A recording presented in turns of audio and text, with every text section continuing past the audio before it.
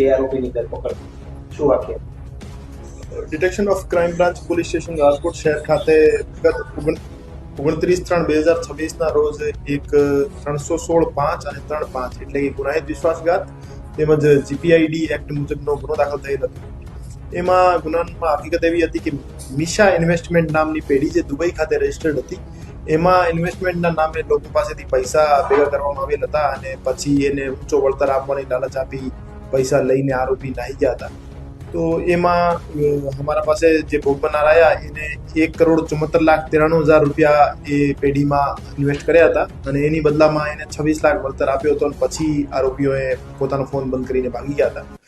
તો એમાં કુલ 4 આરોપી છે. એ પૈકી અરવિંદભાઈ લાલજીભાઈ ખૂંટ અને ગૌરાંગ મનસુખભાઈ ખૂંટ નામના 2 આરોપી જે છે એને ઇકોનોમિક ઓફેન્સ વિંગના પીએસઆઈ શ્રી દ્વારા એની ધરપકડ કરવામાં આવેલ છે અને હાલમાં એ આરોપી પોલીસ રિમાન્ડમાં છે અને 3 દિવસના એના કસ્ટડી મેળવવામાં આવેલ છે અને આ સિવાય જે 2 નાસ્તા પડતા આરોપી છે એને પકડવા માટેની તજવીજ અત્યારે ચાલુ છે.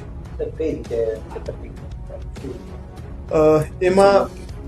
એમાં એક મિશા ઇન્વેસ્ટમેન્ટ નામની એક પેઢી હતી જે દુબઈ ખાતે રજિસ્ટર્ડ હતી. એમાં ઇન્વેસ્ટમેન્ટ કરશો તો તમને ઊંચો વળતર મળશે અને એને મંથલી ઊંચા વળતરની લાલચ આપી લોકો પાસેથી પૈસા મેળવવામાં આવેલ હતા અને પછી એમને અમુક સમય સુધી વળતર આપી પછી આખો મૂડી અને વળતર આપ્યા વગર માણસો એના પૈસા લઈને નાહી ગયા હતા. વધુ કોઈ લોકો હજુ સુધીની જે તપાસ છે એમાં 15 જેવા બીજા માણસોના નામ અમારા પાસે આવેલા છે જે એના પાસેથી પૈસા મેળવવામાં આવેલ હતા.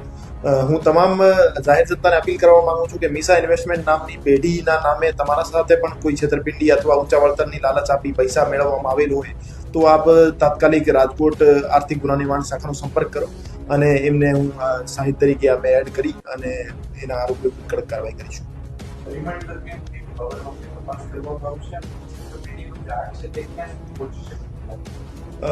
રિમાન્ડ દરમિયાન એક તો જે 2 બીજા આરોપી છે સાગર અને જ્યોત્સના એના લોકેશન બાબતે અને એની જે એમઓ છે એ બાબતે વિસ્તારપૂર્વક પૂછપરછ કરવામાં આવશે.